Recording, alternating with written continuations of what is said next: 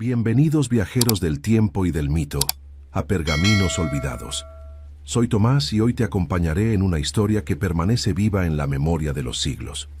La República Romana no nació para ser justa ni eterna, nació para resistir, para desconfiar de los hombres y para someterlos a leyes más duras que su ambición, mientras una fuerza invisible y sistémica avanzaba sin rostro ni nombre. El poder mismo, siempre paciente, siempre inevitable.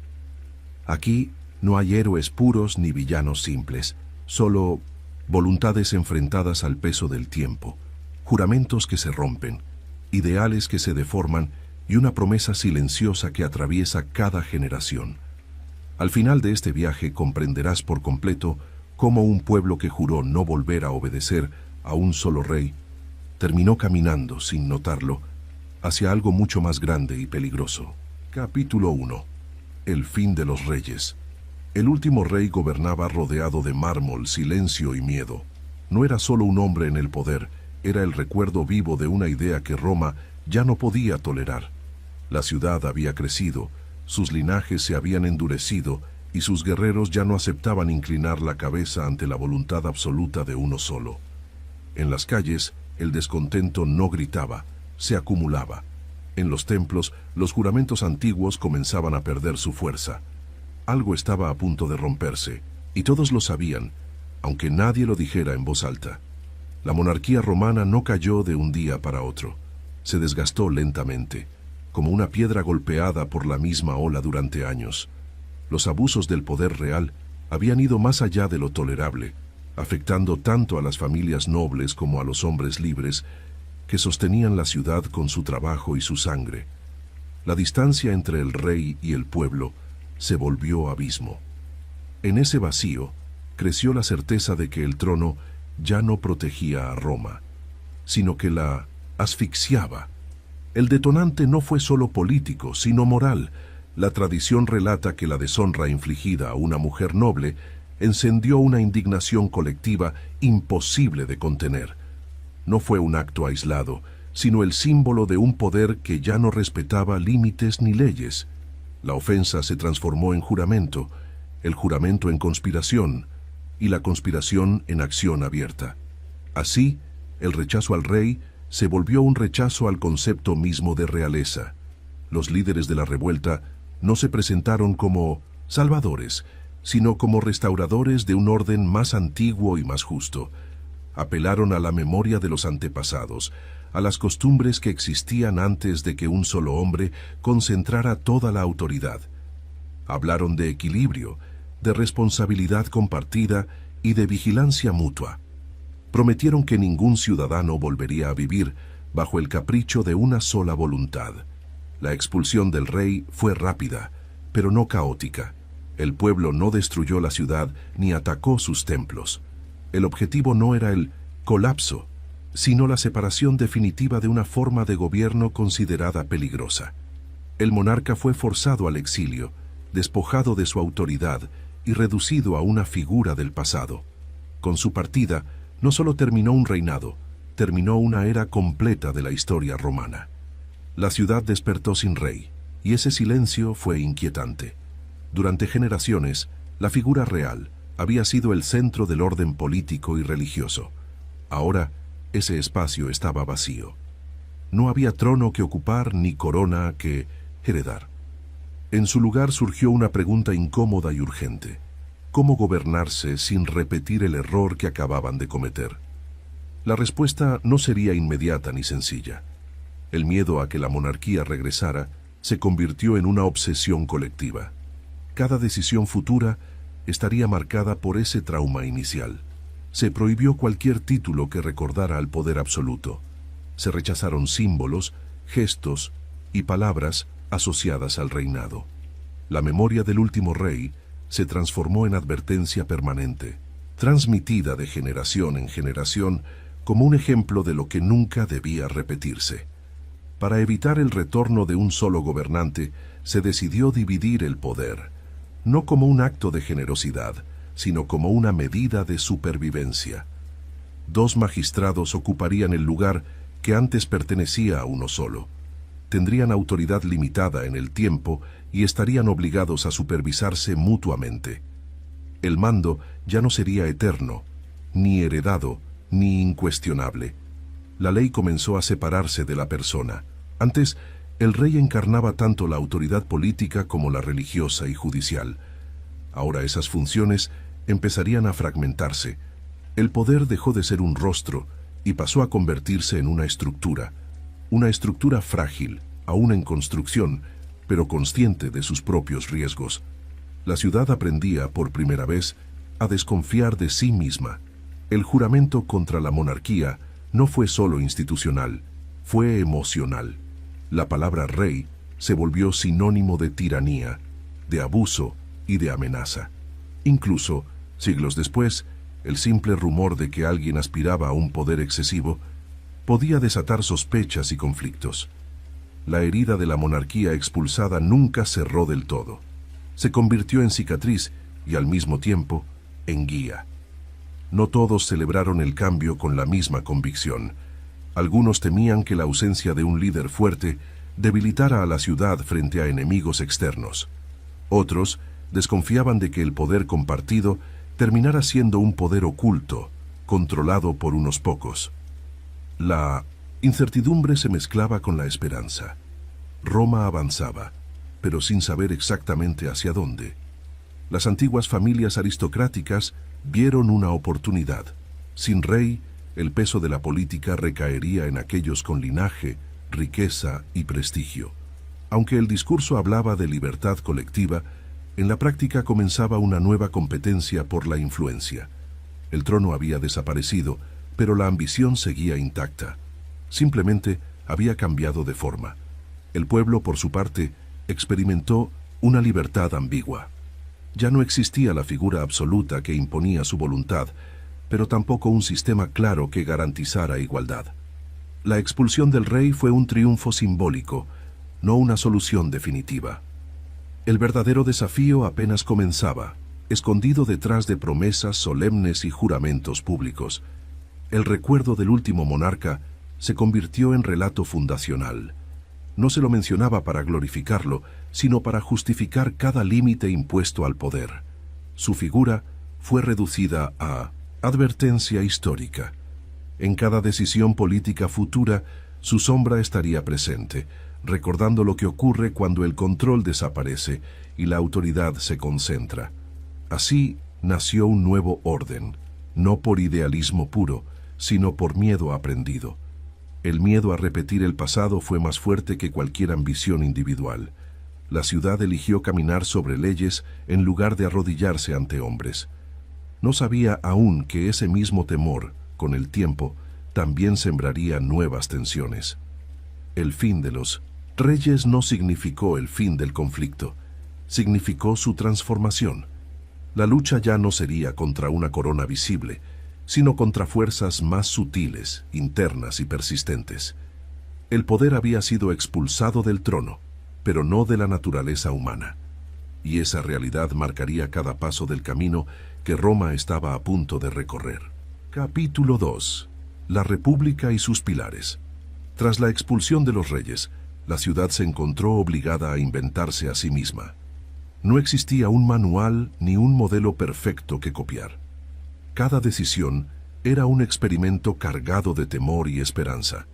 El objetivo principal no era la comodidad, sino la contención del poder. Todo debía construirse de manera que nadie pudiera dominar sin límites.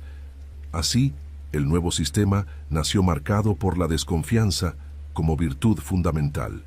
El primer pilar fue la magistratura anual. El poder ya no sería permanente ni vitalicio.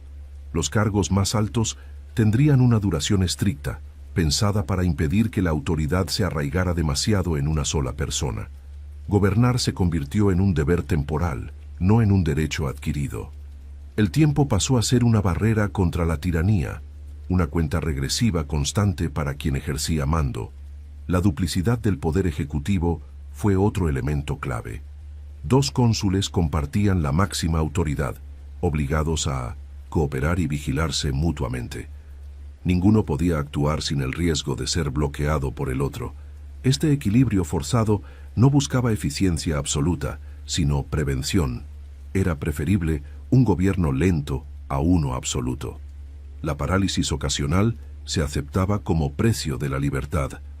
El Senado emergió como un cuerpo central, aunque su poder no siempre estaba escrito en leyes formales. Formado por antiguos magistrados, acumulaba experiencia, memoria política y prestigio social. No gobernaba directamente, pero orientaba, aconsejaba y condicionaba. Su fuerza residía en la tradición y en el respeto que inspiraba. Era una institución que vivía más del pasado que del presente inmediato. Las asambleas populares se convirtieron en la voz colectiva de los ciudadanos. En ellas se votaban leyes, se elegían magistrados y se decidía la guerra o la paz. Sin embargo, no todos los votos tenían el mismo peso. La estructura favorecía a quienes poseían más recursos y armas. La participación existía, pero estaba cuidadosamente ordenada, para mantener un equilibrio favorable a los sectores dominantes. La ley escrita se volvió una obsesión. La memoria de los abusos del pasado impulsó la necesidad de reglas visibles y conocidas.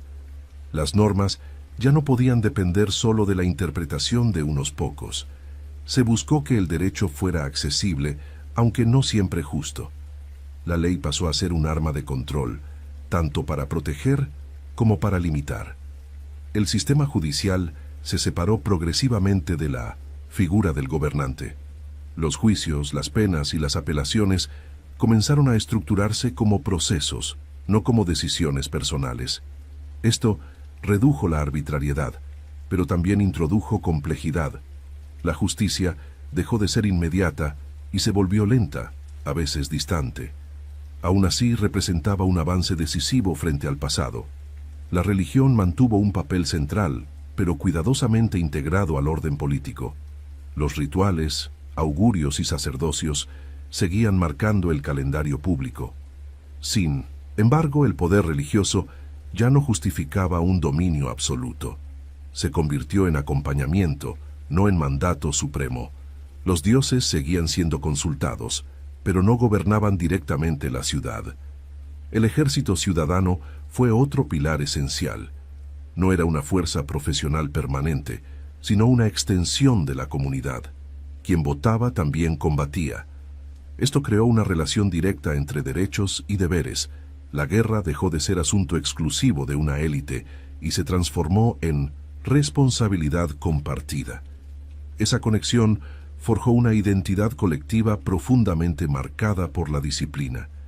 El sistema estaba diseñado para funcionar mediante tensiones constantes. Ninguna institución era completamente soberana. Cada una dependía de las otras para mantenerse en equilibrio. Este diseño evitaba la concentración del poder, pero también generaba conflictos frecuentes. La estabilidad no provenía de la armonía, sino del choque controlado entre fuerzas opuestas. Las magistraturas menores completaban el entramado político. Cargos específicos se encargaban de finanzas, obras públicas, justicia o abastecimiento. Cada función tenía límites claros y competencias definidas. Esta fragmentación hacía más difícil que alguien controlara todo el sistema. Al mismo tiempo, aumentaba la complejidad administrativa de la ciudad. El acceso a los cargos estaba regulado por un orden rígido. No se podía aspirar a las más altas magistraturas sin haber recorrido previamente etapas inferiores. Esta carrera política buscaba garantizar experiencia y madurez. También servía para filtrar ambiciones prematuras. El poder debía ganarse paso a paso, no tomarse por asalto. La costumbre, más que la ley, sostenía gran parte del sistema. Las tradiciones heredadas guiaban comportamientos y decisiones. Romper con ellas no era ilegal, pero sí peligroso. La presión social funcionaba como un mecanismo de control tan eficaz como cualquier norma escrita. El pasado vigilaba constantemente al presente. El equilibrio republicano no prometía igualdad plena, prometía previsibilidad. Cada ciudadano sabía qué podía esperar del sistema y qué no.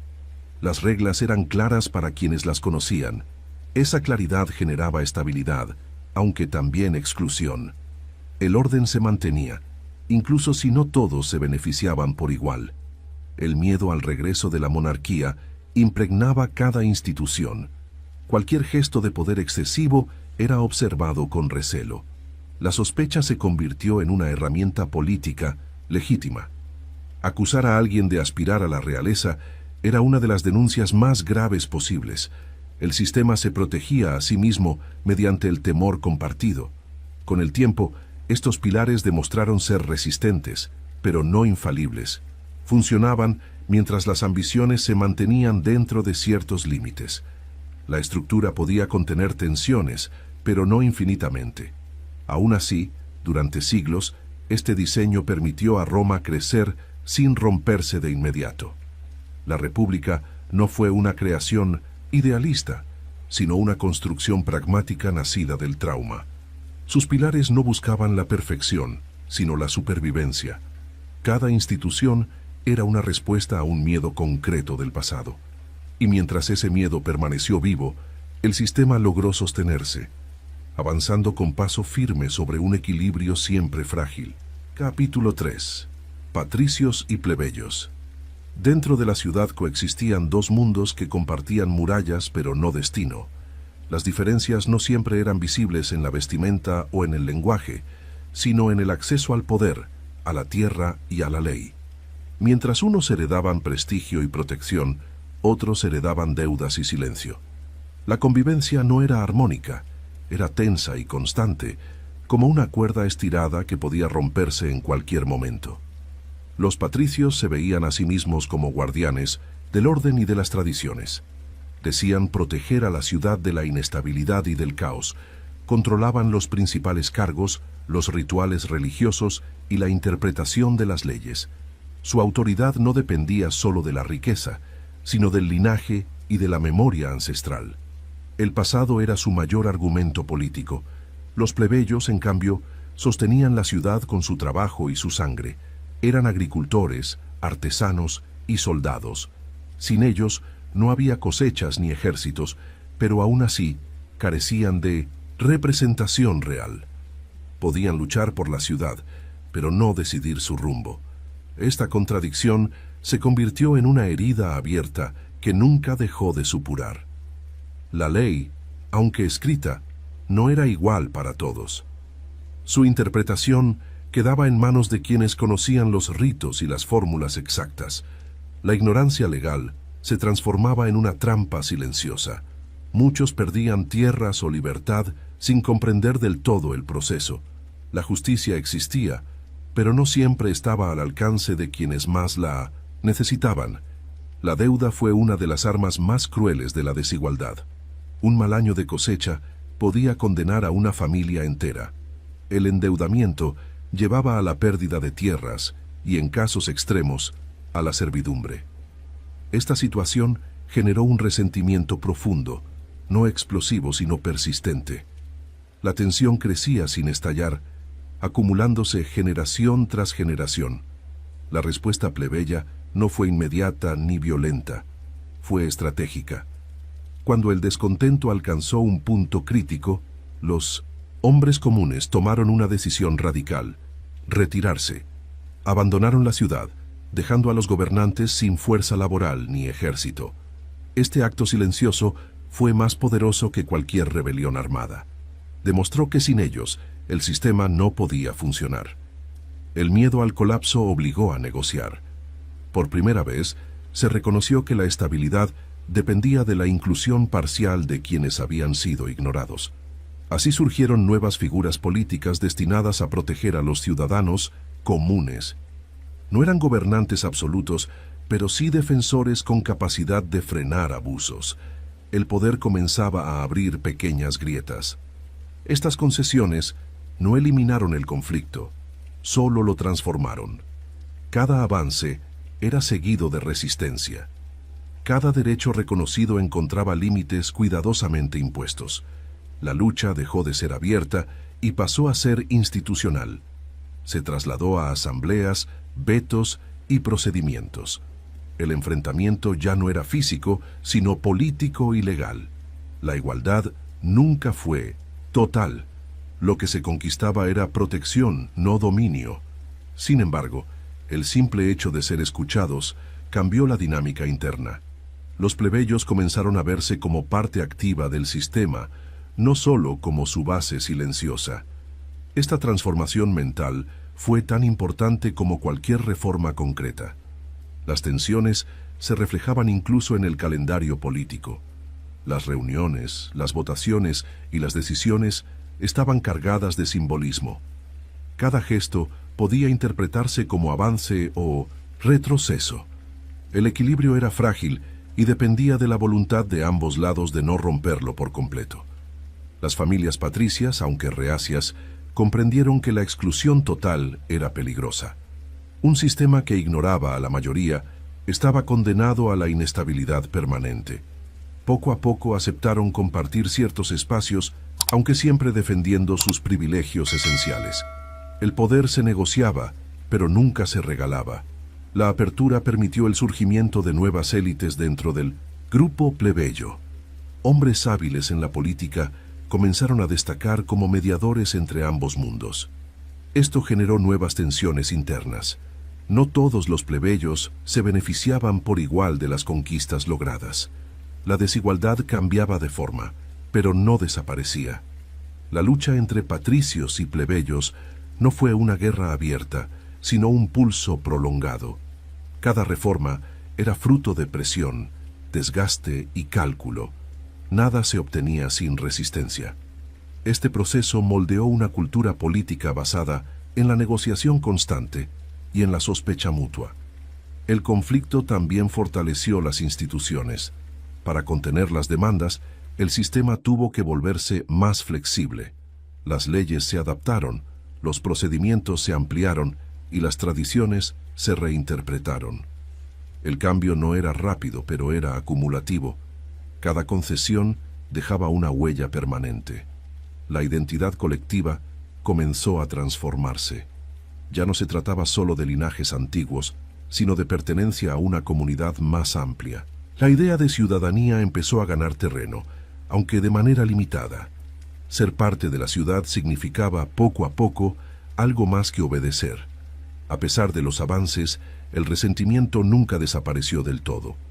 La memoria de la exclusión seguía viva. Cada crisis reactivaba viejas desconfianzas. El equilibrio logrado era siempre provisional, sostenido por intereses más que por ideales compartidos. Esta tensión constante se convirtió en una de las mayores fortalezas y debilidades de la República. Fortalecía al sistema al obligarlo a adaptarse. Lo debilitaba al mantenerlo en conflicto permanente. La ciudad aprendió a vivir en ese estado intermedio, avanzando sin resolver del todo sus contradicciones. Así, la lucha entre patricios y plebeyos no fue un episodio aislado, sino una fuerza continua que dio forma a la política romana. No buscaba destruir el sistema, sino redefinirlo desde dentro. En esa tensión silenciosa se forjó una sociedad capaz de resistir, negociar y transformarse, incluso cuando parecía estar al borde de romperse. Capítulo 4. La expansión imparable. La ciudad que antes temía por su supervivencia comenzó a mirar más allá de sus murallas. No fue ambición inmediata, sino necesidad. Los territorios vecinos representaban amenazas constantes, pueblos armados que disputaban tierras, rutas y recursos. Defenderse implicaba avanzar. Cada victoria abría una frontera nueva y cada frontera exigía ser protegida. Así, el movimiento hacia afuera se volvió irreversible. Las primeras conquistas no fueron gloriosas ni rápidas. Se libraron combates duros contra comunidades cercanas que conocían bien el terreno. Las campañas eran estacionales y los soldados regresaban a trabajar sus campos. No existía aún una maquinaria de guerra permanente. La expansión se construyó paso a paso, con esfuerzo repetido y pérdidas silenciosas que rara vez quedaban registradas. La incorporación de nuevos territorios no significaba su destrucción total. Muchas veces se optó por alianzas, tratados y acuerdos desiguales. Los vencidos conservaban parte de sus costumbres, pero quedaban sujetos a obligaciones militares y fiscales. Este modelo flexible permitió controlar regiones extensas sin necesidad de ocuparlas por completo. El dominio se volvió más político que puramente militar. Las colonias desempeñaron un papel clave en este proceso. Se fundaban asentamientos en puntos estratégicos para asegurar rutas y fronteras. Allí se enviaban ciudadanos con derechos limitados, creando comunidades leales al centro. Estas colonias funcionaban como anclas territoriales, extendiendo la influencia romana de manera estable y duradera. El ejército comenzó a transformarse con la experiencia acumulada. Las tácticas se adaptaron a distintos enemigos y paisajes. La disciplina se volvió más estricta y la organización más eficiente. Aunque seguía siendo un ejército ciudadano, su eficacia superaba a la de muchos pueblos vecinos. La guerra dejó de ser improvisación y se convirtió en método. Las victorias trajeron botín, esclavos y tierras. Estos recursos alteraron el equilibrio interno de la ciudad. Algunas familias se enriquecieron rápidamente, mientras otras quedaron al margen de los beneficios. La expansión externa empezó a generar tensiones internas. El éxito militar tenía un precio social que no siempre era evidente al principio. El contacto con otras culturas amplió horizontes. Nuevas técnicas, cultos y conocimientos llegaron junto con las conquistas. La ciudad absorbía lo que encontraba útil y rechazaba lo que consideraba peligroso. Este proceso de selección cultural fortaleció su identidad, pero también la hizo más compleja. Ya no era una comunidad cerrada, sino un mosaico en expansión. La península itálica fue el primer gran escenario de dominio. Tras décadas de conflictos, las principales potencias locales quedaron subordinadas. La unidad no fue absoluta ni pacífica, pero sí efectiva. Controlar la península significó asegurar recursos humanos y materiales sin precedentes. La base para una expansión mayor quedó establecida. Con Italia bajo control, el horizonte se amplió hacia mares y costas lejanas. El Mediterráneo se convirtió en el nuevo espacio de disputa. Allí surgieron enemigos más poderosos, con flotas, riquezas y experiencia comercial. La guerra dejó de ser solo terrestre. El desafío ahora exigía aprender a dominar el mar. Las guerras contra potencias navales obligaron a una adaptación acelerada. Se construyeron flotas desde cero, se copiaron diseños y se entrenaron marineros sin tradición marítima. La determinación compensó la falta de experiencia inicial. El resultado fue una capacidad naval sorprendente que cambió el equilibrio regional.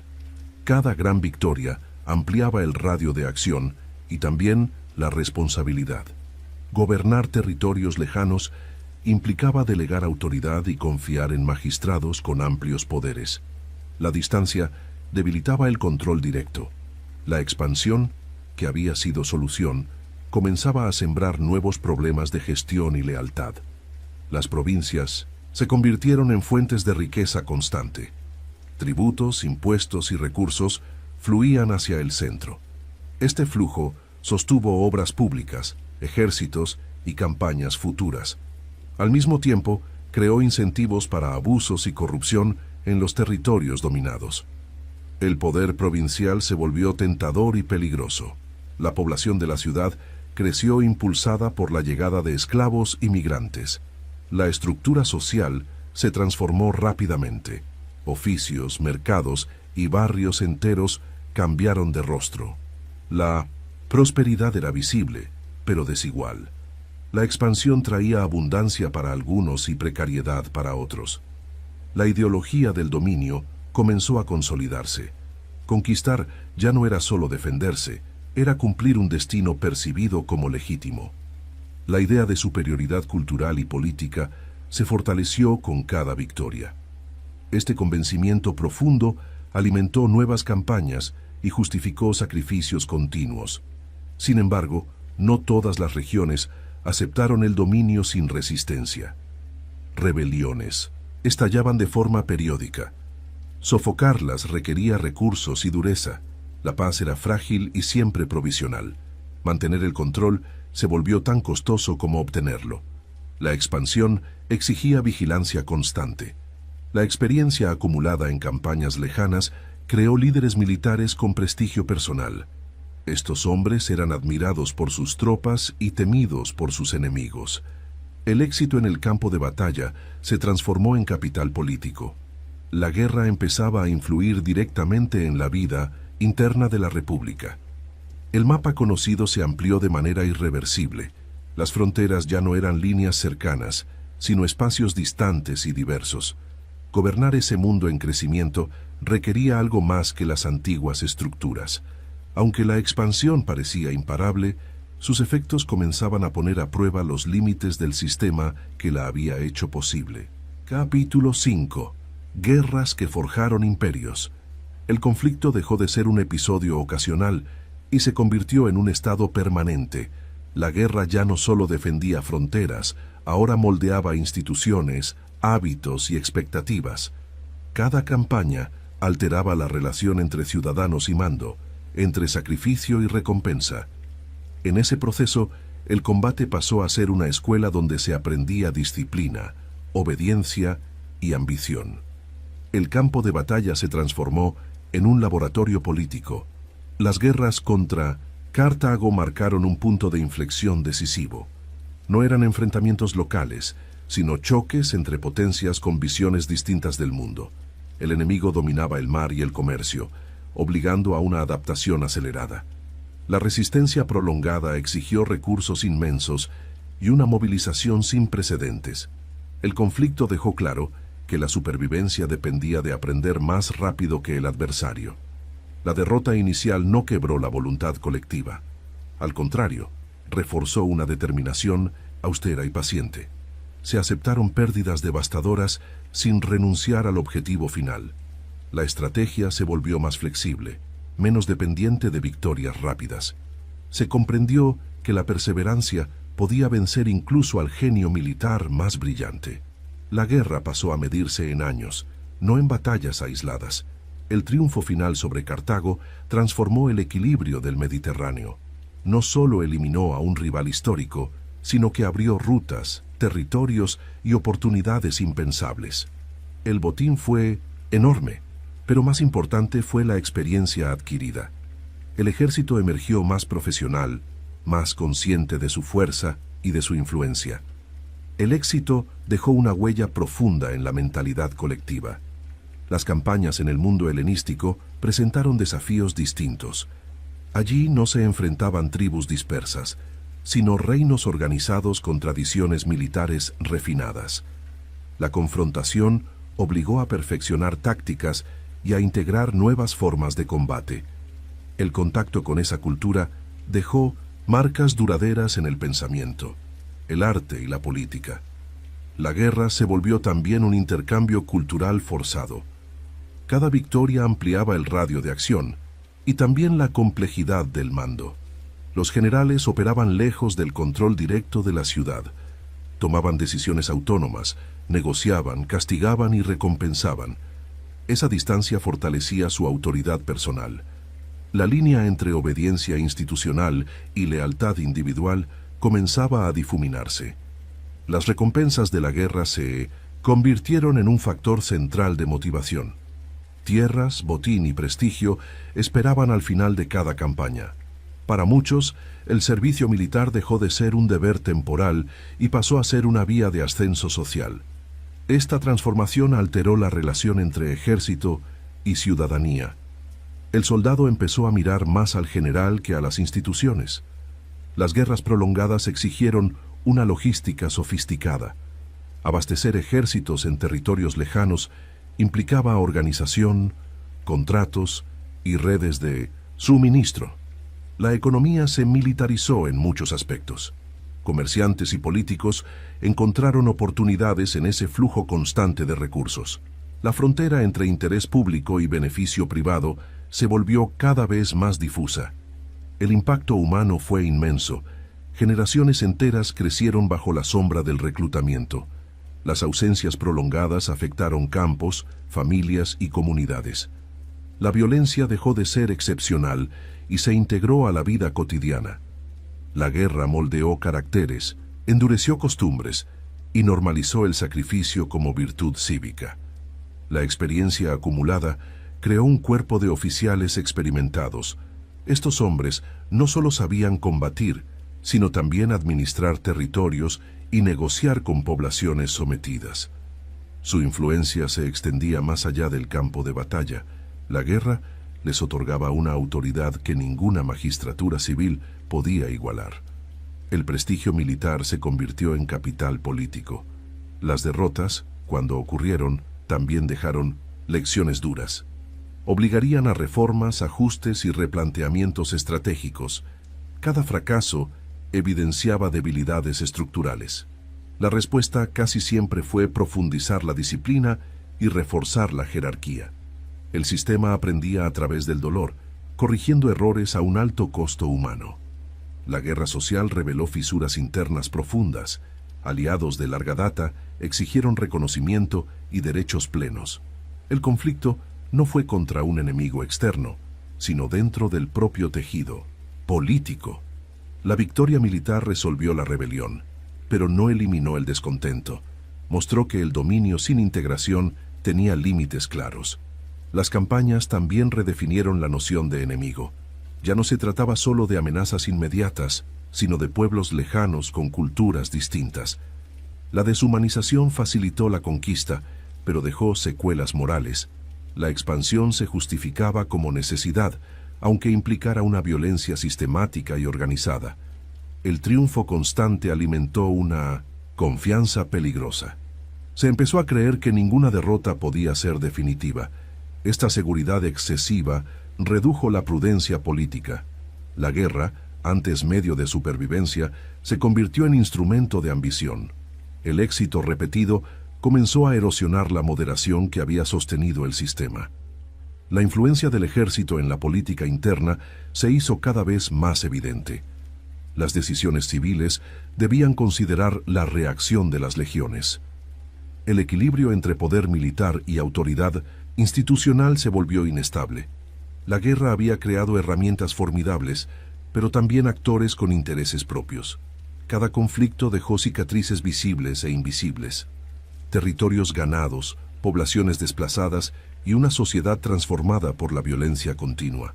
El mundo resultante era más grande, más rico y más complejo, pero también más difícil de gobernar. La guerra había forjado un imperio en potencia, sin resolver cómo sostenerlo sin destruirse a sí mismo.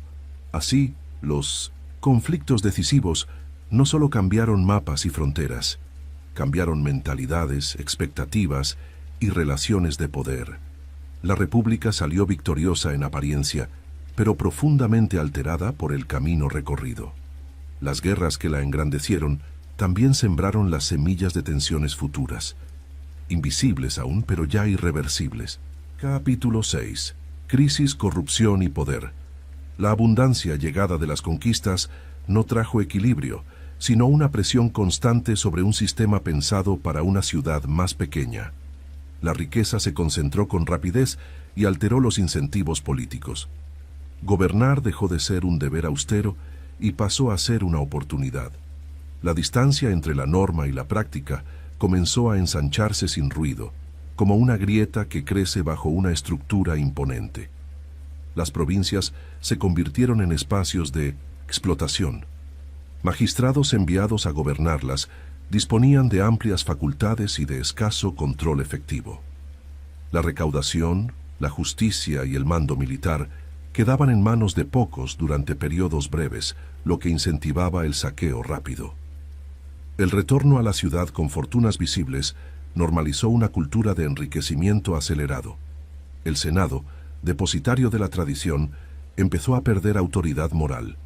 Aunque conservaba prestigio, sus decisiones reflejaban cada vez más intereses particulares. La negociación se volvió transacción y el consejo se confundió con presión. El lenguaje del bien común persistía, pero su contenido se vaciaba lentamente, reemplazado por cálculos privados. La política se encareció.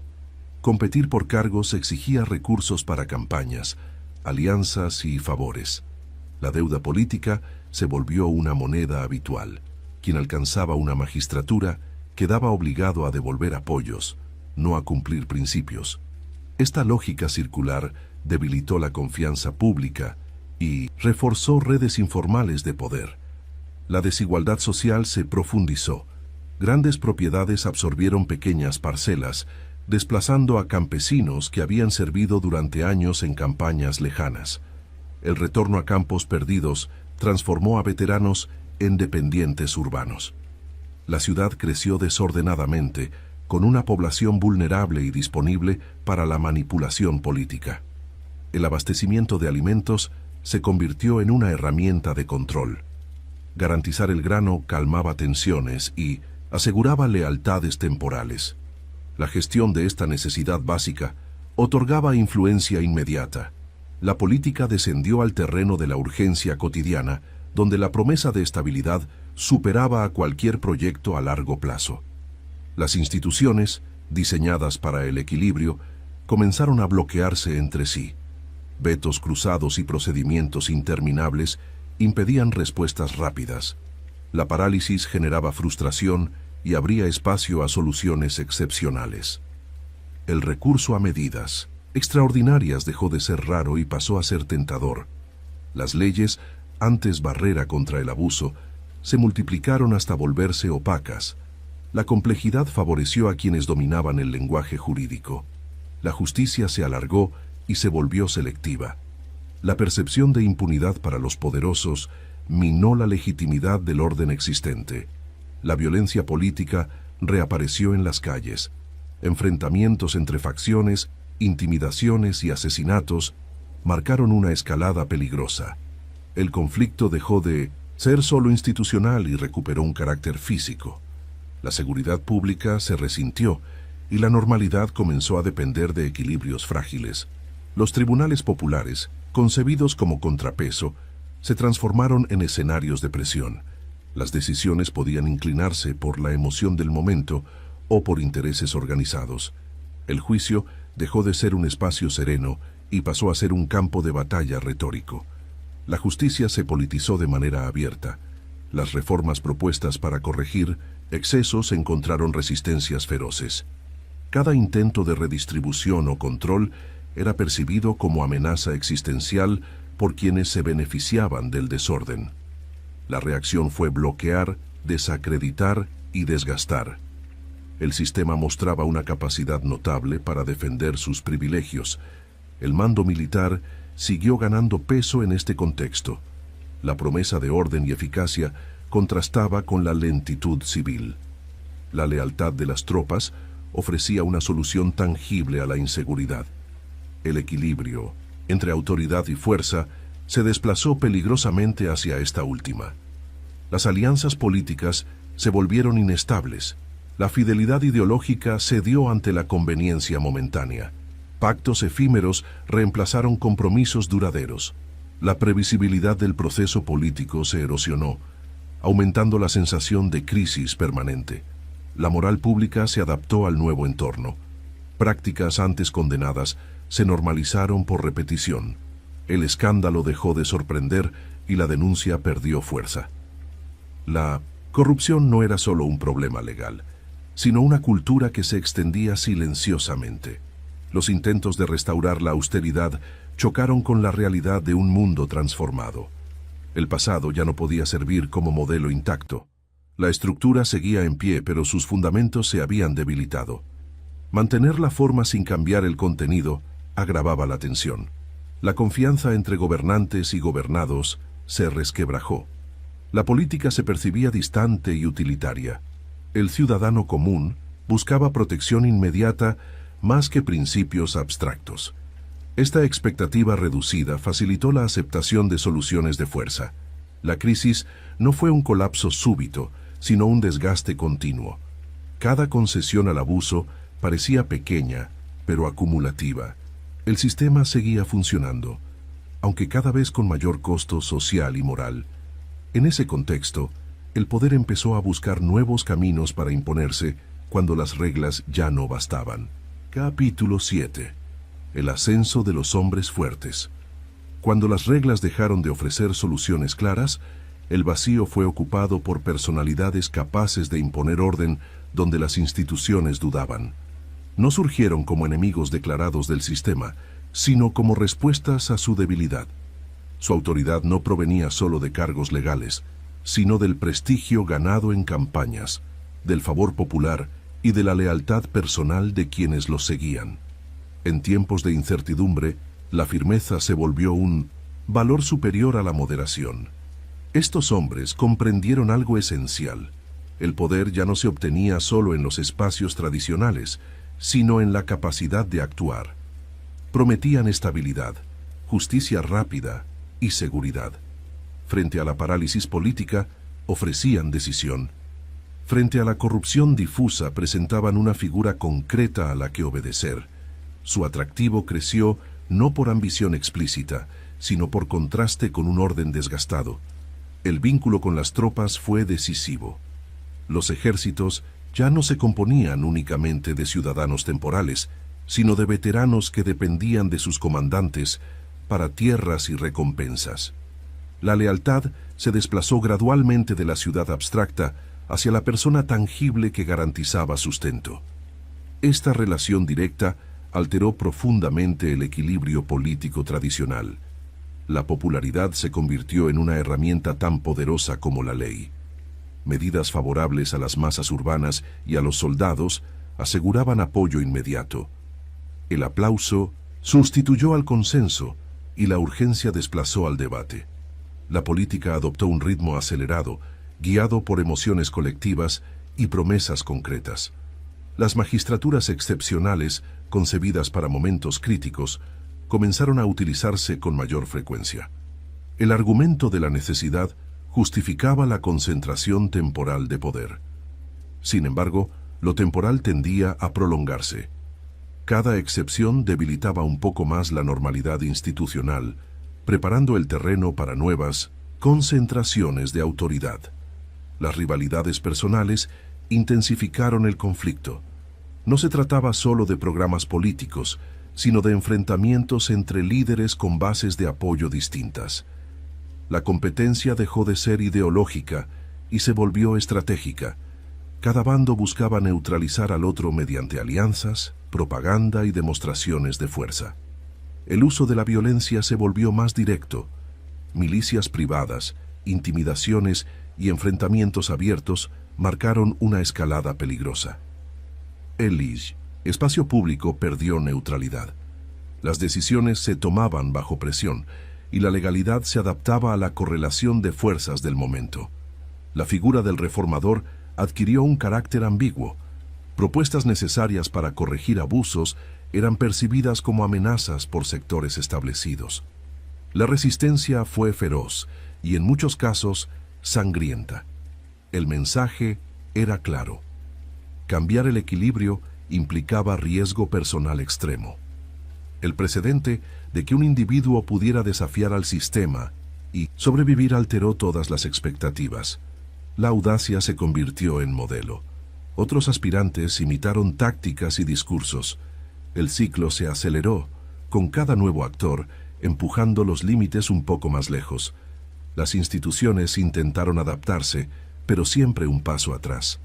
Cada reforma llegaba tarde, diseñada para un escenario que ya había cambiado. La brecha entre norma y realidad se ensanchó. El respeto formal persistía, pero la obediencia efectiva dependía de la fuerza disponible. El prestigio militar se tradujo en influencia legislativa. Las asambleas respondían a la presión de multitudes organizadas. El voto dejó de ser libre cuando el temor o la expectativa condicionaban la decisión. La soberanía popular se deformó bajo el peso de la movilización dirigida. La idea de que solo un liderazgo fuerte podía salvar a la República se difundió con rapidez. No era una proclamación explícita, sino una conclusión tácita compartida por muchos. El cansancio colectivo, con el conflicto constante, favoreció esta percepción. El deseo de orden superó el apego a las formas tradicionales. Los adversarios de estos líderes se enfrentaron a un dilema insoluble. Resistir significaba arriesgar la guerra abierta. Ceder implicaba legitimar una transformación profunda del sistema.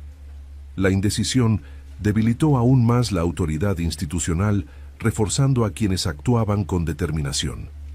Las victorias políticas se acumularon junto a concesiones legales hechas bajo presión. Cada concesión parecía menor, pero juntas alteraban la estructura original. El poder personal se normalizó como solución práctica. La excepción se convirtió en precedente.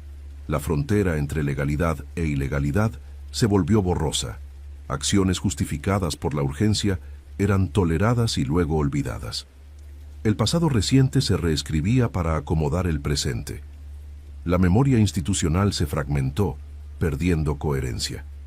El sistema que había nacido para evitar la dominación de uno solo, ahora dependía de figuras capaces de imponer estabilidad. La paradoja era evidente, pero difícil de revertir. La acumulación de poder personal ya no parecía una amenaza, sino una necesidad. Así, el ascenso de los hombres fuertes no fue un golpe repentino, sino un proceso gradual. Surgieron porque el sistema los necesitó antes de temerlos. Cuando la conciencia del peligro se hizo clara, el equilibrio ya estaba roto. El poder había encontrado un nuevo rostro, y retirarlo sería mucho más difícil que permitir su aparición. Capítulo 8. Curiosidades de la República Romana. La vida cotidiana estaba regulada por rituales tan precisos como sorprendentes. Antes de cualquier decisión pública importante, se observaban señales en el cielo y en el comportamiento de las aves. Un vuelo inesperado podía suspender una votación o retrasar una asamblea.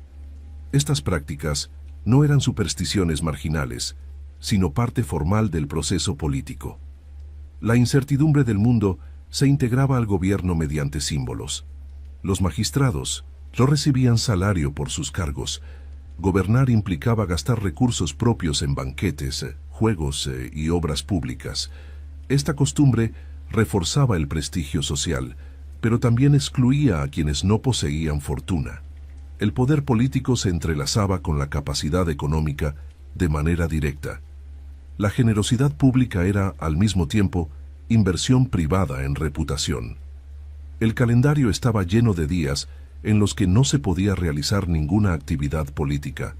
Estos días, considerados nefastos, bloqueaban asambleas y juicios. La administración debía adaptarse a estas pausas rituales. La religión no era un adorno, sino una estructura que condicionaba el ritmo del poder. El tiempo mismo estaba politizado. Las campañas electorales eran ruidosas y personales. Los candidatos recorrían las calles vestidos de blanco brillante para llamar la atención, saludaban, prometían favores y recordaban servicios pasados. No existían programas escritos formales, sino relaciones directas y compromisos implícitos. El contacto humano era el centro de la política. Las casas de las familias influyentes funcionaban como centros de poder informales. Desde el amanecer, clientes acudían a saludar a su patrón. Este ritual diario reforzaba vínculos de dependencia y protección. La política no se limitaba a edificios públicos, se tejía en pasillos privados y patios familiares. El humor y la sátira tenían un lugar sorprendentemente visible. Canciones, grafitis y bromas públicas ridiculizaban a figuras conocidas. Aunque existían límites, la burla era una forma aceptada de crítica social. El ridículo podía dañar reputaciones tanto como una acusación formal. La risa también era un arma política. Las leyes más antiguas se exponían públicamente para que todos pudieran conocerlas. Esta visibilidad buscaba limitar la manipulación. Sin embargo, su interpretación seguía siendo compleja. Saber leer la ley no garantizaba entenderla. El acceso a la norma no eliminaba la desigualdad en su aplicación. El sistema de nombres reflejaba jerarquías y pertenencias. Un ciudadano llevaba varios nombres que indicaban familia, linaje y logros. Cambiar o añadir un nombre era un acto cargado de significado. La identidad personal estaba profundamente ligada a la memoria colectiva. El nombre era una historia condensada. Los funerales de figuras importantes eran espectáculos públicos. Máscaras de antepasados ilustres desfilaban junto al difunto. Este ritual recordaba a la multitud la continuidad del linaje y su servicio a la ciudad. La muerte se convertía en una lección política. El pasado caminaba junto al presente. La vestimenta indicaba estatus con precisión. Una franja púrpura en la túnica marcaba la diferencia entre clases. El uso indebido de ciertos colores podía ser sancionado. La apariencia no era libre expresión, sino lenguaje social codificado. El cuerpo se convertía en un símbolo visible del orden. Los juramentos tenían un peso enorme. Romper una promesa pública implicaba no solo consecuencias legales, sino deshonra duradera. La palabra dada era un capital social fundamental. La confianza se construía lentamente y se perdía de inmediato. El honor funcionaba como una forma de control social. Las fiestas públicas servían para aliviar tensiones. Juegos, carreras y espectáculos suspendían temporalmente los conflictos. Estas celebraciones no eran solo entretenimiento, sino mecanismos de cohesión. El placer colectivo ayudaba a sostener un sistema exigente. La distracción también era política. El espacio urbano estaba lleno de símbolos de victorias pasadas. Arcos, estatuas y templos narraban conquistas y alianzas. Caminar por la ciudad era recorrer una historia visual del poder. La arquitectura educaba y recordaba. El pasado se imponía a la mirada cotidiana. Los juicios podían celebrarse al aire libre, ante multitudes. El público reaccionaba, murmuraba y presionaba. La justicia se vivía como un evento social. La opinión colectiva influía en el resultado. La legalidad coexistía con el teatro. La adopción era una práctica común entre las élites. Servía para asegurar herederos y alianzas. Un adulto podía ser adoptado por razones políticas. La familia se expandía estratégicamente. Los lazos de sangre no eran la única base del parentesco. Los esclavos podían alcanzar posiciones de gran influencia como administradores y secretarios. Aunque carecían de libertad, controlaban información clave. Su cercanía al poder les otorgaba un papel ambiguo. La dependencia invertía jerarquías en lo cotidiano. El sistema contenía contradicciones profundas. A pesar de su rigor, la República fue un experimento humano lleno de matices. Convivían disciplina y improvisación, tradición y adaptación. Su longevidad se explica por esa flexibilidad imperfecta. En sus costumbres y rarezas se revela una sociedad compleja, capaz de construir un orden duradero, sin dejar de mostrar sus tensiones internas. Tensiones internas, tensiones internas, tensiones internas, tensiones internas.